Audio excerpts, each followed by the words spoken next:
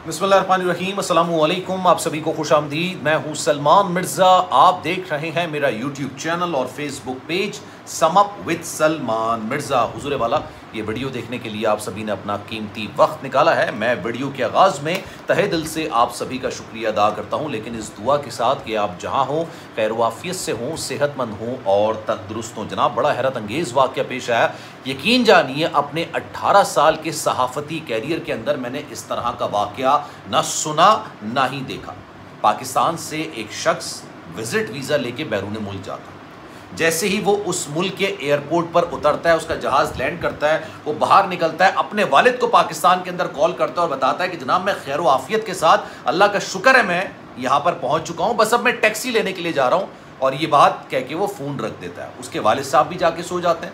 लेकिन इस कॉल के 6 घंटे के बाद पता चलता है कि जो लड़का, जो शख्स विज़िट वीज़ा लेके दूसरे मुल्क गया था, एयरपोर्ट से उसको अचानक अगवा कर लिया जाता है। किसी को कुछ नहीं पता चलता कि वो लड़का, वो शख्स कहाँ गायब हो गया। अब ये वाक़या है क्या? मैं भी आपको उसका विज़िट वीज़ा भी दिखाऊंगा, किस मुल्क का विज़िट वीज़ा था ये भी मैं आपको बताऊंगा, उसके साथ एग्जैक्टली हुआ क्या है ये भी मैं पूरा आपको सीन बताऊंगा। क्योंकि मैंने अपने सहाफ़ती कैरियर के अंदर इतना खौफनाक वाक़या नहीं देखा। क्योंकि हम यूजुअली कहते हैं कि पाकिस्तान में जराइम ज़्यादा हैं, पाकिस्तान के अंदर बेशुमार जराइम है, लेकिन दूसरे मुल्क के अंदर, दूसरे कंट्रीज़ के अंदर इस तरह के कोई वाक़यात नहीं रूनुमा होते। तो इसलिए मेरे लिए बड़ा ही चौंका देने वाला वाक़या था। जनाब, पंजाब का शहर है हाफिज़ाबाद। यहाँ के एक शहरी हैं अमजद चौधरी। इनके 2 बेटे हैं।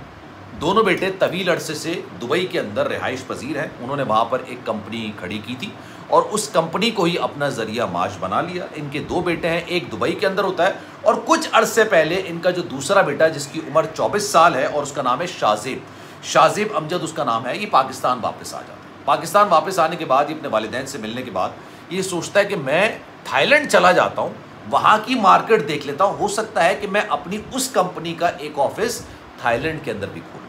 अभी सारा मामला 1 महीने के अंदर वो अपने माँ बाप के साथ रहता है। उसके बाद वो थाईलैंड का वीज़ा लगवाता है। थाईलैंड का वीज़ा लगवाने के बाद वो थाईलैंड रवाना हो जाता है। अपने वालिदैन से मिलने के बाद रवाना हो जाता है। जब यहाँ से उसकी फ़्लाइट होती है, रात के पहर उसकी फ़्लाइट होती है, अगले दिन सुबह 8 बजे, अच्छा आज जुम्मे का रोज़ है जब मैं ये वीडियो बना रहा हूँ, ये बुध को वाक़या पेश है, आज से 2 रोज़ पहले। बुध को सुबह 8 या सवा 8 बजे करीब ये थाईलैंड के बैंकॉक के एयरपोर्ट पर पहुंचता है। वहां से अपने वालिद साहब को, अमजद चौधरी साहब को कॉल करता है और कहता है कि मैं खैर आफियत से अबू पहुंच गया हूँ और मैं ज़रा टैक्सी लेने के लिए जा रहा हूँ और जैसे ही मैं अपने होटल या जिस मंजिल की तरफ वो जा रहा था वहाँ पहुँच जाऊँगा तो आपको एक वॉइस नोट भी कर दूँगा ताकि आपको सुकून आ जाए। अच्छा, वालिदैन यूजुअली होते ही हैं घर के अंदर, आपके घर के अंदर भी कोई भी अगर कोई शख्स उम्रा करने जा रहा है, हज करने जा रहा है, किसी दूसरे मुल्क जा रहा है, किसी भी मकसद के लिए जा रहा है, घूमने के लिए किसी भी, तो एक सूली लटकी हुई होती है कि यार पहले हमारा बच्चा, हमारी बहन या हमारा भाई वहाँ पहुँच जाए, उसके बाद सो जाएंगे। ये होता है, वालिदैन में भी होता है, बहन भाइयों में भी होता है, रिश्तेदारों में भी होता है कि जब तक फ़्लाइट में होता है ना, तब तक आपको चैन नहीं पड़ रहा होता कि आप जब तक वो लैंड कर जाए तब फिर हम जाके सुकून से सोएंगे। तो उनके वालिद साहब को जब सुबह सवा 8 बजे कॉल आती है अमजद चौधरी साहब को कि मेरा बेटा खैरियत से पहुंच गया, उसके बाद वो सो जाते हैं। 3 बजे के करीब उनके दूसरा बेटा जो दुबई के अंदर है, उसकी कॉल आती है और कहते हैं कि भाई वो शाज़ेब का कुछ पता है आपको? उन्होंने कहा हाँ, सुबह मेरे पास कॉल आई थी, खैर ऑफिस से पहुंच गया, उसने कहा था होटल पहुंच के कॉल करूंगा, लेकिन अभी तक कॉल आई नहीं। उनका जो दूसरा बेटा होता है ना दुबई के अंदर, वो ये इतला देता है कि शाज़ेब को एयरपोर्ट से अगवा कर लिया गया। अब उसके बाद होता क्या है ये भी मैं आपको बताता हूँ। बेसिकली शाज़ेब जब बैंकॉक, थाईलैंड का जो ये शहर है बैंकॉक, यहाँ पर पहुँचता है एयरपोर्ट पर, जो टैक्सी लेता है ना, वहाँ पर कोई गैंग मेंबर्स हैं जो इसको अगवा कर लेते हैं। ये बात खुद शाज़ेब ने अपने भाई को बताई। कैसे बताई ये भी सुनिए। ये इसको लेके जा रहे होते हैं। अच्छा, थाईलैंड और इनकी सरहदें मिलती हैं आपस में। ये जब जा रहे होते हैं तो इसको जिन्होंने इनको अगवा किया होता है, ये बात शाज़ेब अपने भाई को फ़ोन करके बताता है। कोई टेक्स्ट करने की इजाज़त नहीं होती, कोई वॉइस नोट करने की इजाज़त नहीं होती, किसी किस्म की कोई बात करने की इजाज़त नहीं होती, सिर्फ फ़ोन कॉल करने का कहा जाता है। जो लोग इसको एयरपोर्ट में टैक्सी से अगवा करते हैं वो इसको लेके एक जगह जाते हैं और उसको मुसलसल मार पीट रहे होते हैं, इस पर तशद्दुद कर होते हैं, मार पीट रहे होते हैं। अच्छा, क्योंकि वहाँ पर जो लैंग्वेज है वो यूजुअली पाकिस्तानियों को समझ नहीं आती है। अब इसने, शाज़ेब ने अपने भाई को बताया कि जब मुझे टैक्सी के अंदर मारपीट रहे थे, तशद्दुद कर रहे थे, तो मैंने एक बिल बोर्ड देख लिया था। उस बिल बोर्ड के अंदर पढ़ लिया था मैंने, मुझे समझ आ गया था।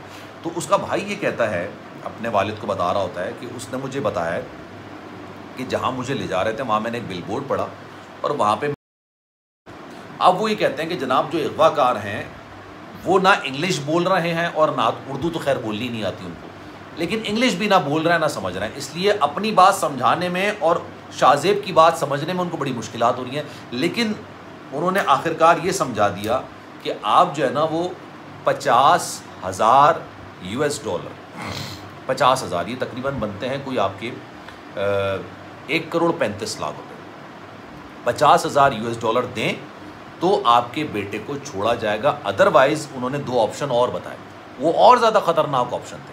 तो फिर ये दुबई वाला जो भाई होता है उसका, अमजद चौधरी साहब का जो बेटा होता है, ये अपने बाप को बताता है कि हमारे तो भाई को अगवा कर लिया गया है, अब वो लोग इसको मार पीट रहे हैं और कह रहे हैं कि जनाब हमें 50,000 US डॉलर तावान चाहिए, अगर तावान नहीं दिया तो आपके बेटे के साथ हम 2 चीज़ें करेंगे। पहली चीज़ तो हम ये करेंगे कि इसको उन लोगों को यानी आगे फराहम कर देंगे। ये जो गैंग्स होते हैं ना इस तरह से काम करते हैं।